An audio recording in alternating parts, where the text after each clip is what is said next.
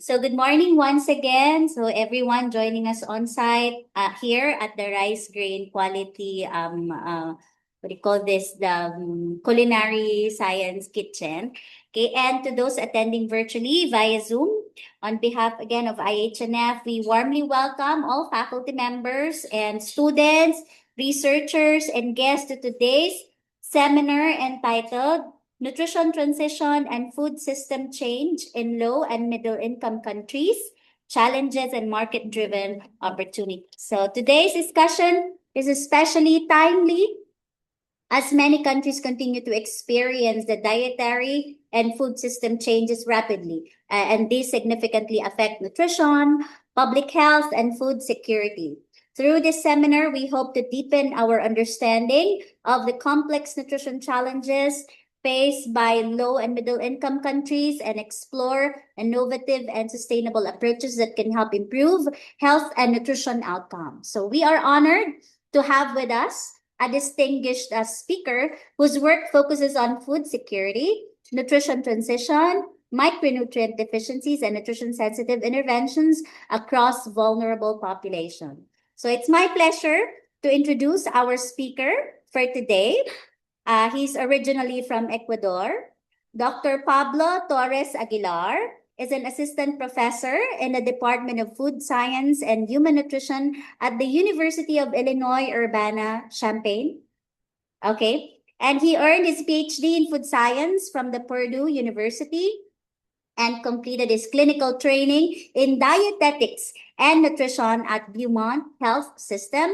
Dr. Torres Aguilar previously completed an NIH postdoctoral fellowship with the University of California, San Francisco, and the Kenya Medical Research Institute, where he evaluated the nutritional status, food insecurity, and health outcomes of pregnant and postpartum women living with HIV in Western Kenya.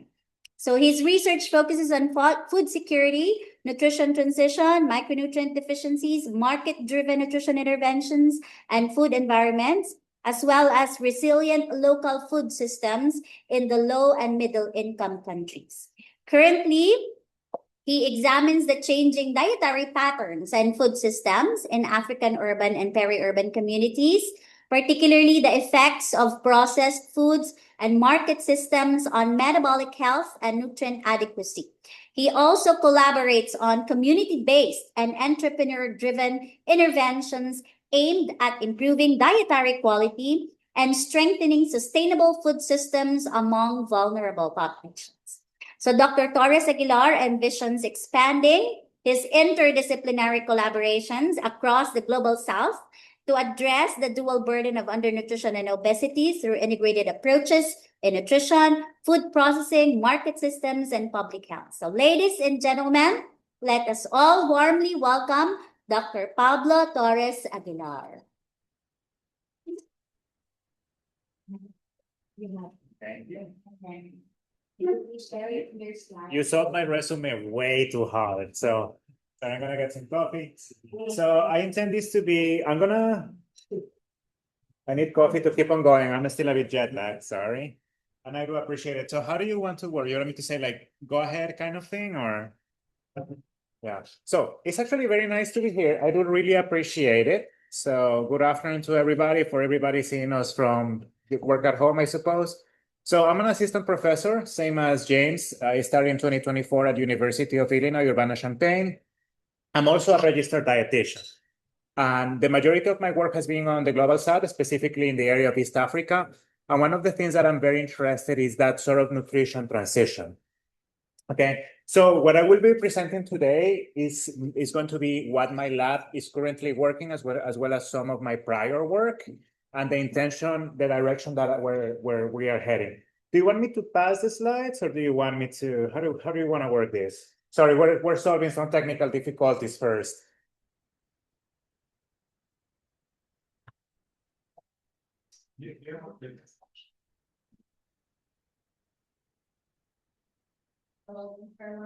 That's okay. Please bear with us. Thank you. You got a clicker?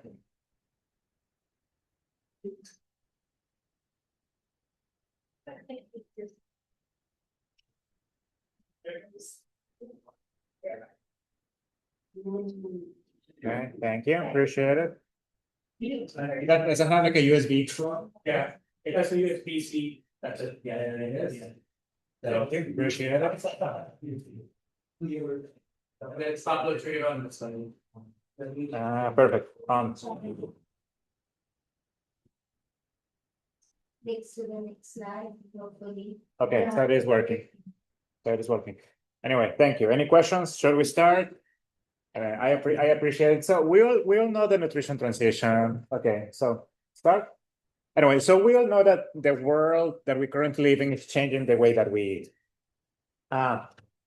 Food systems are globalizing, imports, exports, production. So the change in dietary patterns is not necessarily bad unless there is a carryover effect that is going to impact public health. You can see that these are the estimates from 2013 to the expected 2035. Today, there is around about 800 million people living with diabetes globally. That would be a combination of detected and already diagnosed and undetected. So we have already surpassed that forecast.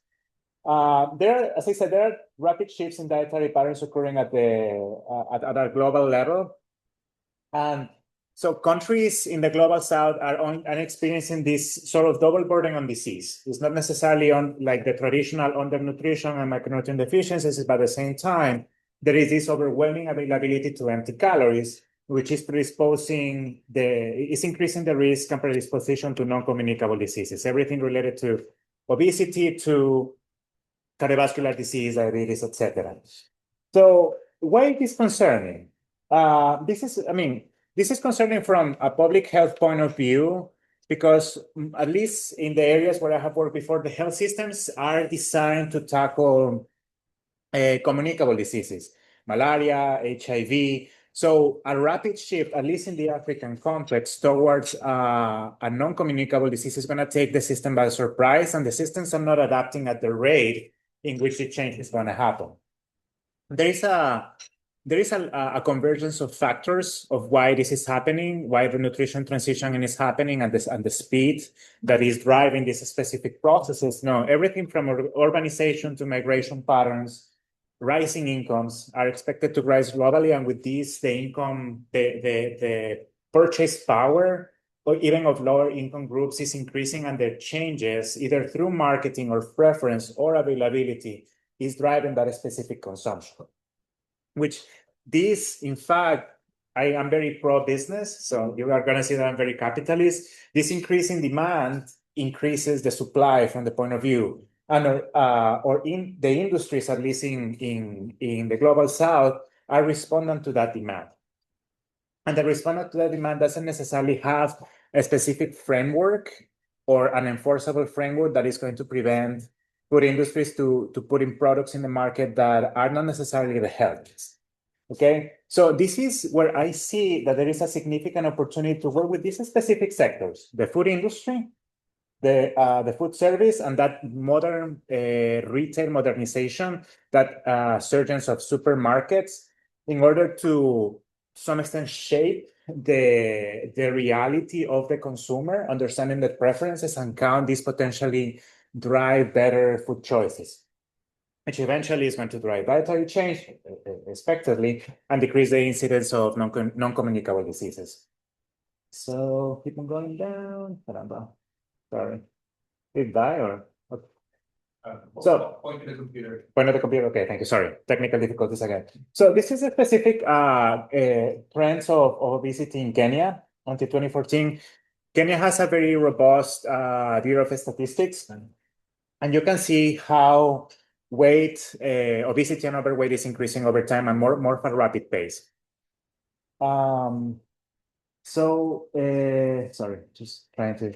So why does staple food quality matter? And as I said, these rapid changes in food consumption is going to potentially be that driving cause of non-communicable diseases. There is this debate between physical inactivity and dietary change, and they have been passing the ball back and forth. I am on my professional opinion that is more related to diet consumption and the ability to shape that system that is going to prevent the increase in NCDs and also reduce that healthcare cost associated with treating them over time. So I will go about some of the studies that I have done before. One of the studies that we conducted in Africa was related to specifically to traditional dietary patterns. So you see on the right-hand side a metabolic cart. There is a Israeli company that we partner with, and the graph that you see on the right is a small CO2 sensor. That's called the lumen. So it is not a metabolic card. It has been compared against it, but it gives the ability to measure RER, so respiratory exchange ratio, that proxy in very rural or far to reach settings. So what we did in this specific study was assess how consumption of a traditional African diet, and when I say that, I want to be a bit more specific. Traditional diets, at least in the East Africa area, tend to be complex carbohydrates, high amounts of fiber, high amounts of vegetables. And we compared those dietary patterns specifically to a more westernized dietary pattern. So we had two groups, one in East Africa in University of Eldoret, and we had another group in the US. We did some modeling to assess the dietary patterns, but specifically the group in the US was assessed for healthy eating index. That is a proxy of how much the diet aligns with the US recommendations, and they were below 65, so the diet quality wasn't ideal. So pretty much what we compare is two groups, one with good diet, one with bad diet, and assess what were the specific outcomes that would allow for a specific measurable metabolic response. How we went about it, and this is thanks to one of my collaborators, Anna Hayes, the graph that you see there is frequency. So just explaining a little bit, all of these responses, the wider the slope that you see in the graph, that RER response, the respiratory exchange ratio, gives a wider range of values. And that wider range of values translate to a higher metabolic flexibility. So how we designed this specific experiment is we fed the two groups, the group in the US and the group in Kenya. We fed fast digesting carbohydrates and slow digesting carbohydrates. Because of the data that we have seen, we believe that there were some predisposition to a higher response in gastric emptying and that kind of metabolic processes when people are exposed long-term over the consumption of the slow digesting carbohydrates. And that response specifically gets measured to RER. So the values that you see are the frequencies of all of the participants. So the wider the range, the wider the response range, so the more metabolically flexible. So you see two slopes. The slope that is more pronounced tend to be a narrower range, so people are less flexible. The ones that have a less pronounced slope are more metabolically flexible. So we were able to see that, at least in this specific case, the pre-selected population in Kenya with a consumption or with a traditional consumption of a Kenyan diet, rich in carbohydrate, in slow digesting carbohydrates, had a better metabolic response. So the objective of this was to assess not beyond, to go a step beyond and actually do a specific qualitative measure of how these potential dietary patterns have a physiological effect in improving that response to consumption of food. I just want to, I kind of went tangential and just to mention that inability to switch metabolic fuels is the first step on metabolic misadaptation that is going to lead to prediabetes, diabetes, etc. So that inability to switch metabolic fuels. So that's where we find that there is a bit more of a protective effect physiologically measured in traditional dietary patterns, at least for Kenya.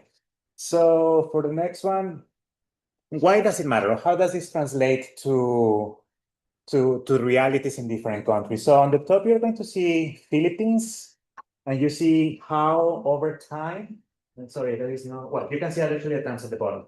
So from 2010 up to 2022, how that progression of time, how diets have been changed over time. So there, at the top, you're going to see that there is high consumption of meat. High consumption of meat, and also high consumption of starchy staples. I put on the right-hand side my home state of Ecuador, and you can see that also there are changes that happen. And these not are isolated to the Philippines only, these are to a global level. And I want to mention, so for example, in Ecuador, it's interesting, at least on the coast, there is a very high consumption of rice, very similar to the Philippines. And you say there is a progression, an increased progression on the consumption of meat as well. So our dietary patterns are evolving. And to what extent is this sustainable from a physiological and a food system point of view? And this is what I found interesting. And this is just a preamble of what I want to, the intent. So we see that these numbers are hover around, 15 to 30. Imagine if the rest of the world wants to eat like the US. So the US, it's about, between the two of them, about 80 kilograms of meat a year. So this trajectory, like how systems are changing, how countries are changing, I wouldn't say necessarily in the next 50 years that are going to move towards the US, but they're moving towards a higher consumption of refined items, highly refined carbohydrates, processed foods, higher amounts of red meat. And so that trajectory is going to be similar to what the US. The US is kind of flat, as you can see. Why is this concerning? Or how do we see this as an opportunity? Specifically, at this specific stage, I believe that it's important that we work with more actionable actors in the food systems. And specifically, I want to focus on the food industry and understanding that food retail environment. I'm going to present the specific studies that I am conducting, and these are very specific to East Africa and some collaborations in Latin America as well, of how to potentially improve the quality of food, of staple foods, and how to understand the consumer and potentially sway that consumer choice towards us accepting or consuming better quality items, better foods. So this is the handy dandy projection of my lab, at least for the international area. I have one area of research that is very US based, and I have one other area that is more internationally based. Now I want to focus it specifically on three pillars. The first one being the application of food science to improve, for staple improvement. In East Africa, the thing that you see there is called ugali, and it's pretty much it's a refined maize flour. The consumption of ugali is about 80 kilograms a year, so it's a massive staple. And for the most part, is empty calories, highly refined carbohydrates. I'm going to explain a bit more the studies. The second area that I want to focus, that my lab wants to focus, is specifically understanding the consumers in detail and how could potentially could be driven to specific consuming interventions that would allow for better consumption of choices. And the third one is kind of wrapping everything up and how all of this combination could potentially improve metabolic and nutritional outcomes. So the first area of my lab is I'm currently carrying two projects.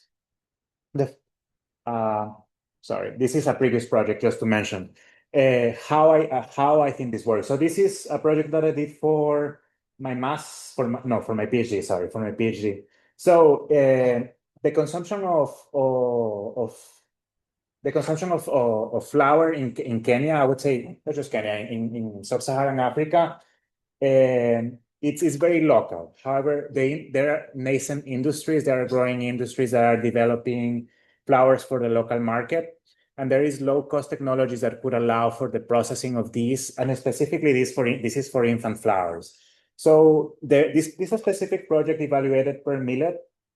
It's a grain that is very suited for hot climates and low rain, low precipitation. The problem with pearl millet is that it's a very small grain that is hard to decorticate. So there is a leftover of oil that becomes rancid rather quick. So there has been few solutions that have been tried, and one of those is about the way that we went about is using a low cost extruder and assessing the physical chemical qualities and the formation of compounds that are slow digesting. So the right-hand side, you can see the formation of amylose lipid complexes. So when you extrude the pearl millet, when you extrude any grain, at that high temperature in combination with the amylose as it retrogrades and cools off, generates amylose lipid complexes. And those amylolipid complexes are slow digest. Okay, and I will extrapolate this later to the research that I'm conducting, but that ability to slow digesting confers a functional property to a product that could be a staple product that could be of high consumption. So this is one of the prior studies and why I'm basing the center of my lab around one of those pillars of food functionality. For example, these are the specific in vitro digestion curves. So you see extruded flours over time, lower glucose output, and also the specific areas under the curve. How one can very simple technology could improve the functionality of a food that is massively consumed. So that is the first pillar of my lab. The current projects that I am conducting is specifically fortification of ugali. As I mentioned before, ugali is that maize flour, highly consumed in Kenya, about 80 kilograms a year, and is fast digesting. Specifically for corn, the lysine content, that essential amino acid is poor. So the ability to be able to modify that food to provide macronutrient, specifically macronutrient increases either protein or fiber. This specific study focusing in protein without sensory changes is a value proposition for industry as well as institutions that, for example, do food assistance in case of emergency. So what the specific study that we have with my student in this is fortification with off-the-shelf ingredients. Why I think it's important, I don't think it's good to reinvent the wheel. So what we are using is we're using whey protein, defatted peanut flour, yellow pea concentrate, fava bean concentrate, a brown protein concentrate to fortify that flour at levels of 50 and 100%. And we're doing the analysis from physicochemical, sensory, proximate, and as well as consumer acceptability, both in the US, just as a reference, and Kenya. And that would be a preamble, a stepping stone for industry to potentially adopt this kind of products. Why this matters? Food industry, as I said, food industries in East Africa are nascent. So, and it's interesting that the consumers in this specific area are quite sophisticated. So doing a value proposition of this and potentially partnering with industry to show a better quality product with consumers' ability and willingness to pay could bring this specific market ideas to fruition. So that is one specific area that I'm working with. That is one of the projects that my lab is currently undertaking. The second one is a partnership with IFPRI, Africa. So the example that you saw of ugali before is highly centralized. However, there is a significant portion of the Kenyan population that are smallholder farmers. These smallholder farmers take that specific grain to a local mill that's called a posho mill, and they mill that grain. However, IFPRI has realized that when the agricultural ministries release varieties, most of these varieties have a specific agronomic requirements, but there are so many smallholder farmers that take those flowers to the posho mill that there is not a standardized process of milling. Usually, the yield for this grain should be around 88 to 92%. What they are seeing is a yield of 65 to 70%. So there is a significant loss and there is significant variability in the final product. Why does this matter? If the portion of the grain that is lost, protein and fiber and micronutrients lost in that 20%, that is not standardized as an opportunity for final consumers to improve. So this specific project with IFPRI, they have data on milling practices in all of East Africa, Tanzania, and a few other countries around. So what we are doing is we're doing a small experiment to standardize those specific processes, considering variables in the field. One of the variables is the type of grain, hard or soft grain. The other one is the equipment that they have. The equipment is so variable among small millers. We're just standardizing the amount, the specific milling conditions. So there could be recommendations. So the objective of this specific study is to show that there is a need that goes beyond the agronomic requirements, but there is also, since there is so widespread small milling, that also provide recommendations for how to mill the grain to maximize yields. So that is a specific purpose of this. Small, simple practice on how to improve yield and how to improve the nutritional quality of the final product for consumers that also matter. So you can see that these two specific studies, this one covers large-scale industry, and this one covers the other 50% of the population that is consuming local grain, same staple, different approach, different angle of research, but still solving the same problem, improving the nutritional quality of largely consumed staples. This is the second area that my lab is focusing is consumer interventions and food systems. And I do apologize for the very lengthy graph, but and I have a lot of expertise in East Africa.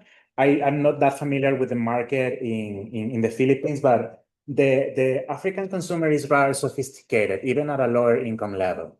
And one of the things that we want to assess is understand that consumer in detail. I think there is a disservice to the population, but I think a lot of the scientific establishments assume that lower income consumer tends to be unrefined, unsophisticated, and they don't value qualities or aspects of foods that would be valuable to higher income consumers. So what we are doing with this specific experiment is recruiting participants from a large swath of the market. So everything from supermarkets, kiosks, open air markets, informal roadside, all of the consumers, and try to understand. So what we're trying to do is a simulation of income increase. The things that you see is that divide the consumers into high, low, and middle income. At this specific point, this is a pilot, so we are going to focus on middle income specifically, and I'll explain in the second why, and do an intervention and a control of a small pilot study. And what we want to do is provide simulate an income increase. So when you see transfer 1, transfer 2, and transfer 3, those are simulated income increases and assess how consumer purchase patterns change. So what we're going to do is do qualitative research at baseline to understand both from the quantitative point of view, what they shop, where they shop, and then from the qualitative part, understand the specific qualities of each specific product that they buy, either if they are perishable or non-perishable, and where they put their money.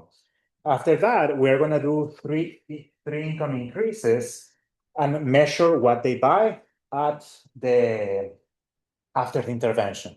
So this would give us a specific understanding in detail of how that consumer transition is going to happen as income rises. We're planning to do about 15% income increase in the intervention and measure those specific goals.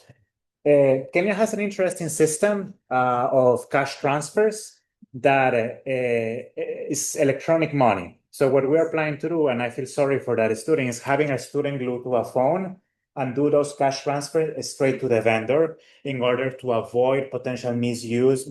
There is we talked to an economist and we went back and forth. We don't want to call them transfers, it's simulated income increase, but the simulated income increase is specifically earmarked for food. We don't want this to see as a cash transfer program, but just as a simulation of income and assess specifically where that money is going.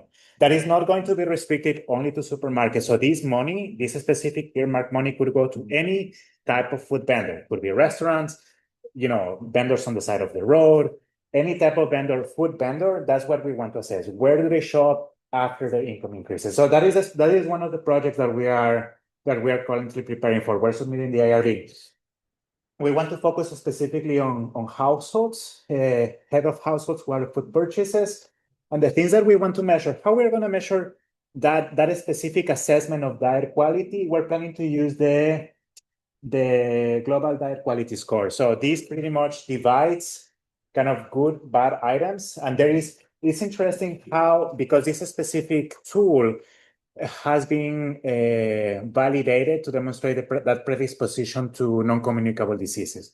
So we want to understand how they buy, where they buy, why they buy, and how this potentially could affect their health in the longer term. This is a small pilot, but this is something that I have in the works. And I know this is very different to the reality in the Philippines, but I think there is also a similar component that could be extrapolated here on how consumers buy food and where to put their money. Granted, there is differences in socioeconomic strata, But I think it would be actually something that could be potentially extrapolated to this reality, of course, with cabbage.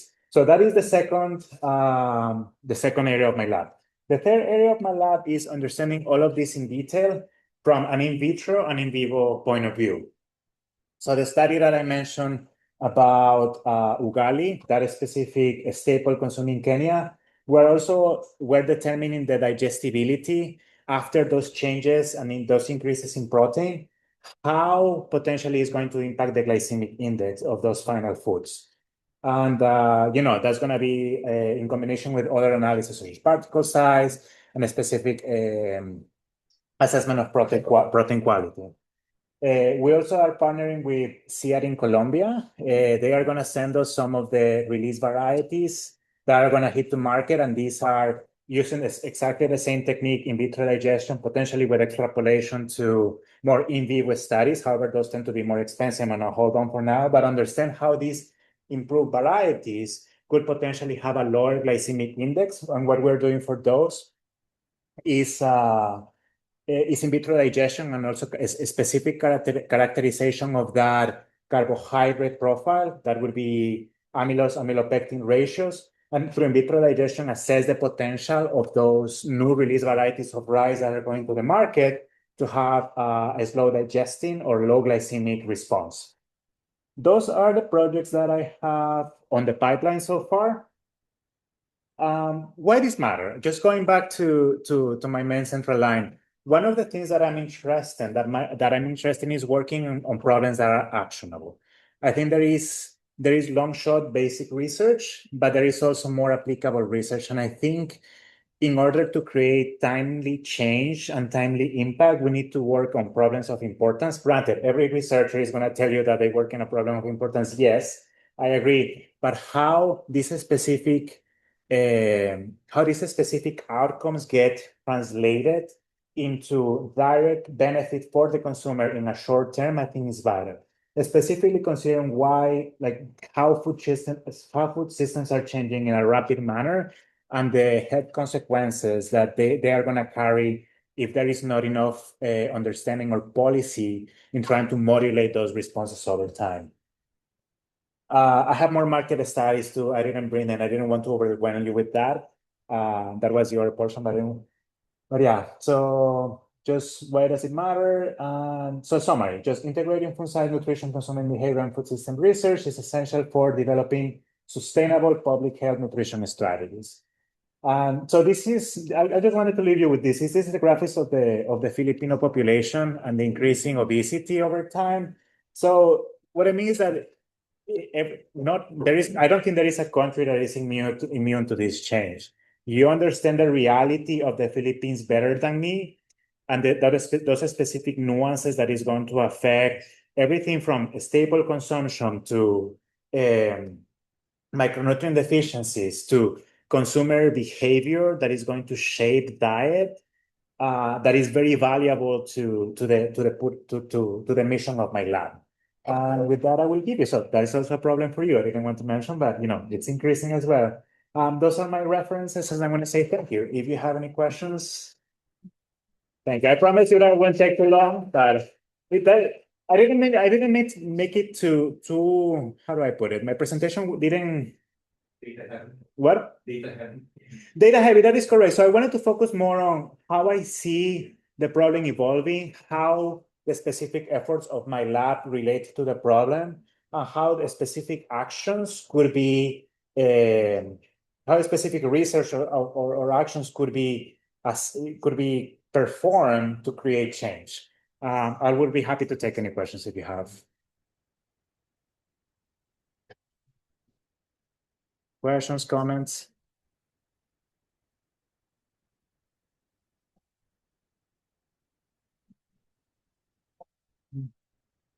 A quick question. So for the fortification, Yeah. So you have, what I noticed is that for the fortification of that staple in Africa, it seems like a lot of the protein fortification are coming from legumes. Are there any other sources? So yes, Protein. so that's an interesting question. There has been a lot of research for micronutrient fortification, so that's why I didn't want to focus on that. Specifically to your question, there is a small fish called omena. I didn't want to focus on other sources because the ability, so the incorporation of other charges significantly changes the sensory profile of the staple. I think that in order for large scale adoption of something that is fortified, the ability to change that food matrix to something that is not perceptible to the final consumer, so increase protein without compromising quality or changing the flavor of that specific staple is a must. For example, there is a specific case of fortification of fish sauce, I think it's Vietnam, with iron. So, for example, the addition of iron doesn't change the sensory profile of that. So that's what the intention that we decided to move with off the shelf. One, because they are usable, they are scalable. They are not, and this is a proof of concept. They are, for example, whey protein is not necessarily cheap, but is readily available and relatively easy to manufacture and relatively easy to incorporate in food matrix that already exist. The addition of sources of other potential animal sources, one, could be expensive. Two, could potentially change the sensory aspect. Actually, I had my student using that sort of that fish protein fortification. It changes the sensory completely. We decided to put it on the diet. It changed a lot. So like all of these were selected and tried, and they did it, the change was almost imperceptible. This is bench trial so far. That's where we decided to go. One, availability, and the second one, the capacity of these additional ingredients not to change the food matrix. But yeah, I don't know if that answered your question. Yeah, for sure. Because if the people doesn't like the taste, the texture, then it's not going to be widespread adoption. Even if they like it, the change of a staple food to something that they like that is a complete change, over time it might be unfavorable for adoption. So for example, let's say you consume rice every day, and that rice then has a hint of fish every time. Sometimes you might not want that repeatedly over time. Does that make sense? Yeah. Any other questions? Okay, Yeah. have another question Sure. from the Online. Yeah. And that's from Karen Bingham, one of our associate here. And she would like to ask, was the price of the improved product considered? Yes and no. That is actually a very good question. As I said, this is a proof of concept. So yes, one of the analysis that we will have is an economic analysis, but at least for the purposes of this, is how do I put it? The objective is maximization of the nutritional impact. Yes, the cost of the ingredient is a consideration. However, you have to think that there is a stratification of consumers. The Kenyan market is sophisticated and is growing, and there is income increases. So there is a segment of the population that has the ability to pay, has the ability to pay and the willingness to pay for that. So yeah, it might not be widespread, but there would be a specific segment of the market. That's why I had the specific market segmentation and understanding of that consumer preference, because understanding it, I think, is vital for example, for the specific adoption of these strategies. But thank you for that question. Yeah. Sir Paul, yes. I have a few questions. Go for it. Science application or improvement. So I think you mentioned about the product. And I'm quite interested with the fact that after the protein fortification of the flour, and then I think the student developed it into a product, a local product. Then after testing the sensory acceptability both in US and in Kenya, can you share about the results? So yeah, actually no, these are projects that I'm currently undertaking. So they are not final results yet. So these are projects on the pipeline that I have. That's why I don't have results. Some of the preamble data that I showed, those are studies that I have completed, but these are the type of studies that my lab is currently undertaking. So about the question of why to do it in the US and Kenya, I talked to Damir, he's one of the faculty. So he said, you have to do it with the final consumer. That was Kenya comes about. But there is also a need to understand from a population that is not accustomed to the product, that they actually give you a more unbiased, unprecise about the specific attributes of that product. That's why there was that proposition of doing it in the two places. Does that make sense? Yeah. choose that product. They can give an objective way Correct. of So assessing what we are doing with that is acceptability and a hedonic scale, so from 0 to 10, to measure the specific attributes, and we are gonna anchor with the unfortified ugali to see how much difference there is. So final consumer as well as a population that is unfamiliar. That is one thing. Also, that could be an extrapolation to it's a long shot by extrapolation to the African diaspora in the US as well of, potentially how to use it. Granted, there is limited funding for anything that relates to immigration in the US, so that's a bit of more of a long shot. Does that make sense? Yeah. Thank you. Any other questions online? So we have another question. What made you decide to focus on your PhD specialization? And can you give some suggestions to future PhD students in choosing the focus of their Sure. studies? So I was talking to James actually about it in here, like what we wanted to focus. For a study in the US, if you start with a master's, you kind of go with whatever kind of research project is available. But as you mature, as you move forward, there is the ability to join labs that have a specific directions. So, for example, my PhD advisor was a Peace Corps, and he had a lot of projects with USAID. So it was a bit of an alignment in that regard. So I always wanted to work in, for example, WFP of the CGIAR. So I know that was a good match moving forward. And as I move forward, I kept this my area of research as well. How I was able to combine a bit more of a food science background is because my undergrad is in food science. So there is a combination of skills and ability to mix and match to the needs of the market and as research evolves. Does that make sense too? Yeah, thank you. Thank you. Any other questions? No, I'll happily answer. Yeah. Yeah, sure, absolutely. Anyway, thank you for your time. I do appreciate it. Hopefully this wasn't overwhelming. I just wanted to specifically showcase where my lab is, the kind of projects that we are undertaking, why this matters, and how I see this problem looking forward. And actually, I'm very interested in understanding the reality of the Philippines as well, as I potentially take students too. Yeah. This is a great opportunity for your department here, because now you know what Dr. Pablo is working on. And then, I see a lot of potential, with the fortification. We have a lot of, native food products here, or vegetables, or things that Filipinos are very, fond of, right? So there might be a pathway there, for example, for a sandwich program, which is in terms of food fortification, using whatever Filipinos are used to, so that there's not going to be a big jump in terms of preference for texture. Consumer exposure, yeah. Consumer exposure. So I think that would be one pathway for, for you who are looking to study. Yeah. In the US or the sandwich program, or whatever program there. The other thing is, it's very timely because this coffee that I bought, the free one at the UP gate, it's very sweet.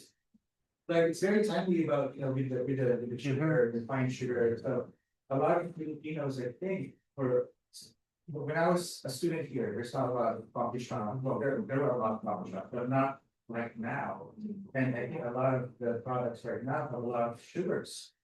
And not just coffee, but sweets. We did like these. So we have a lot of sugar. So I think this is a very good, jumping off point. So connecting point for you guys to connect with Dr. Pablo. And it's interesting that you say that. For example, at least in Kenya, we went to the supermarket yesterday. I think that you all do the same since you are dietitians.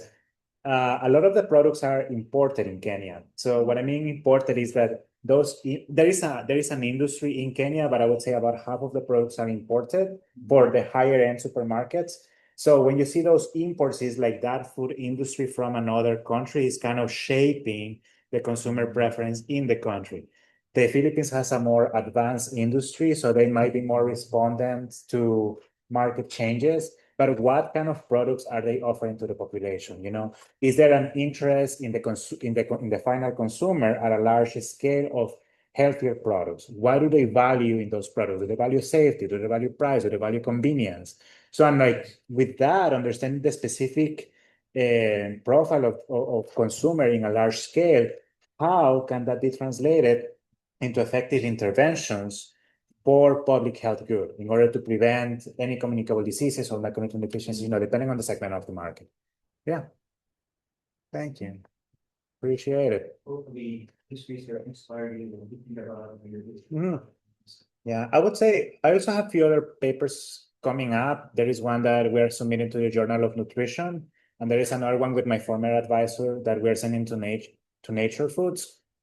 So those are more specifically related to market interventions. Okay, so this is just the project that I'm undertaking. But what I mean is that there is this integration of research projects into a larger portfolio that showcase that specifically is concerned with one problem: nutrition transition. Specific different areas of the world, but it's this problem assessed from different angles. And if you want to take a look at them, that's also a possibility for research as well. It's not only limited to what I presented. But yeah, thank you. Yeah, sure. Mm-hmm. Mm-hmm. The first Mm-hmm. the first time where did you The metabolic flexibility one. Yeah. Yeah. Mm-hmm. that's Yeah. Yeah. So for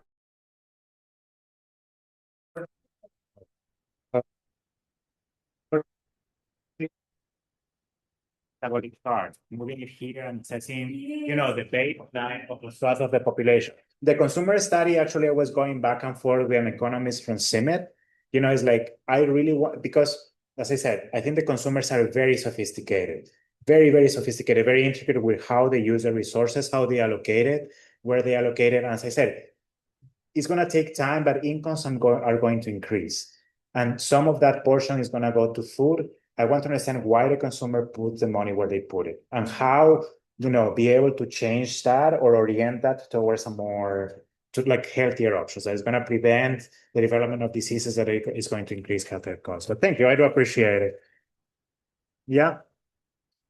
Depends. I was quoting like 25 to 50 grand. They're expensive. $1,000. Yeah. So the small device that you saw, those are like $200. There are limitations with that. The limitation is that it's a CO2 sensor. So for the metabolic card, you have to be in resting position, and the metabolic card is going to measure CO2 and O2, exhale, inhale. The one that I showed, that Lumen device, only measures CO2. So there is an extrapolation and a consideration that the oxygen consumption is a standard, so it doesn't change. If you want to, there are possibilities to get a Cosmed. A Cosmed is a bit cheaper and it's a portable device that acts as a metabolic card. As I move forward, these are more basic studies that are relatively easy to do. But for example, doing human studies, animal studies in consideration with these specific clinical tools, to me, they are very valuable.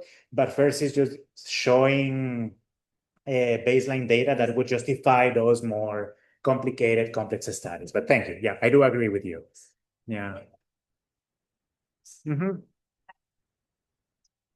how much is the We are actually doing that. We're putting the IRB for that. So that was 15% of the income. So we have on that baseline assessment that 15% of the income and see where they put it.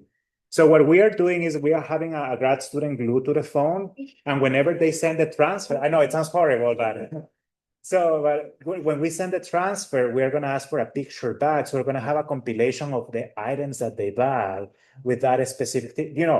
Imagine that, your income increases. It's like, where are you going to spend it? Are you going to spend it on food for your family? Or are you going to be like, I'm too tired to do it. I'm going to order food outside, or I'm going to go to the side of the road. So the intent is not the cash transfer, really. The intent is understanding how income increases is going to reshape that consumer choice.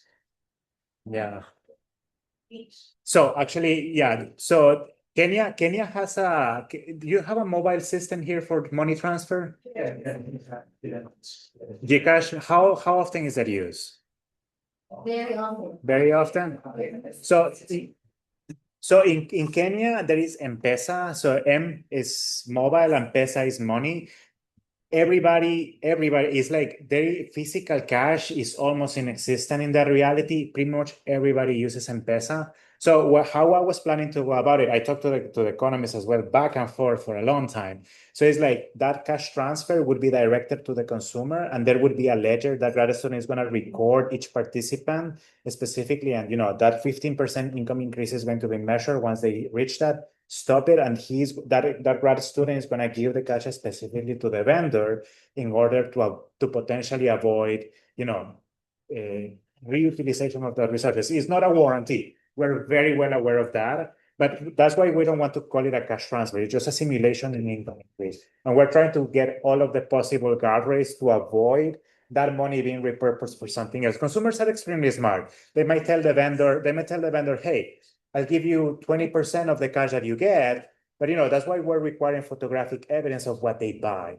So in order to kind of minimize that potential misuse. Random. So all of it would be random allocation. What we originally were trying to do is by location recruit randomly, but I think at this specific point, because of funding availability, we're going to focus on that middle consumer. So when I say middle consumer, most likely we're going, at least how I'm very familiar with the Kenyan context. In Kenya, that middle income consumer is going to go to the open market for fruits and vegetables, and it's going to go to the supermarket for staples. So that's exactly where we're planning to recruit. And we are going to have a battery of questions to assess eligibility.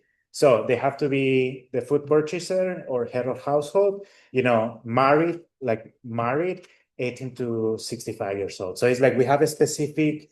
The thing is that if you try to measure in a very heterogeneous group, you lose power. We have limited resources, so we're having a very homogeneous group, very concentrated, very focused, middle income consumers, because that's, I think, where we're going to see that change. Higher income consumers, they already have the disposable income for different food choices. Very income consumers might, it might be a different change, more towards like bulk or staples. So we want to focus on that middle income consumer, at least for this specific. As a pilot eventually, and hopefully it turns into a larger study, it would be like the full-fledged of lower, higher, and middle. So the full assessment. And we have focus groups to assess those specific qualities that they have at baseline and after the intervention. Yes. Just curious if I may ask, Uh-huh. may I know how do you come up with the 50%? Talk to the economist. I went back and forth. It's like, what do you think is worth? It's like just, the thing is that, and also why we are doing 3 times, because if you do 1 time, that would be considered like winning the lottery kind of thing. So you want to do it 3 times to avoid that effect of 1 time only. So you actually see how a specific dietary patterns start to change. Now that 15% was reflective of the expected increases over time in the African reality. As the economy grows, that's how we kind of got to about that number of how much income would increase and how much of that income would be potentially allocated for food. Now, for example, in Africa, at least specifically in Kenya, lower income consumers is about 50% of their income goes towards food. Middle income consumers is going to be like something around 25 to 30. So that's how we came about that number. It's not arbitrary, like there was a lot of deliberation behind it. Yeah. Believe me, putting that study has been a bit of a of course, that's the thing. Is like I talked to an economist in the department, in the sister department in ag economics, and she said these studies have been done before, but it's interesting that you are doing this study from the lens of nutrition rather than the lens of economics. That's why we have the assessment of diet. So that GDQS, that global dietary score, tells you the specific foods that they are consuming. So imagine that you have a specific baseline before your income increases. And then as your income increases, you start making different choices, and how those dietary choices predispose you to disease down the road. So that GDQS could potentially say like there is a predisposition for non-communicable diseases down the road. And there is a link with that specific tool. That is the intent. we were considering a food frequency questionnaire, but it doesn't really reflect that need for, yeah. Any other questions? Anyway, I do really appreciate your time. I'm glad you are excited about my research. I know it's a bit different. So as a new faculty, you want to do very actionable. So I like those longer shot studies that tend to be more complex. For example, the income simulation increase in Kenya, that's a longer shot, but as a new faculty, you have to do more actionable items. For example, the fortification, the hybrid between food science and nutrition, that is very hands-on. Those are relatively, actually, we did a lit search. There is a lot of fortification of ugali, of a staple ugali with micronutrients. For the macronutrient quality, imagine, is the equivalent of rice is that ugali, that maize flour in Kenya. Is the equivalent. And it's just very, it is empty calories, not really fiber, not really protein. So just a small change by the volume of consumption could create a significant change. Anyway, back to the point. It's just, more actionable outcomes in the short term. Anyway, thank you. I do appreciate it. Is that overheating the camera? Yeah, James gave me one of those. If I was overheating. Anyway, thank you. I do appreciate it. Thank you so much for the questions that were raised and with the discussion of the current studies and previous studies of Dr. Pablo, I think we can relate so much because we think we've been doing this kind of studies, but not the metabolic cart type of studies that is new to us.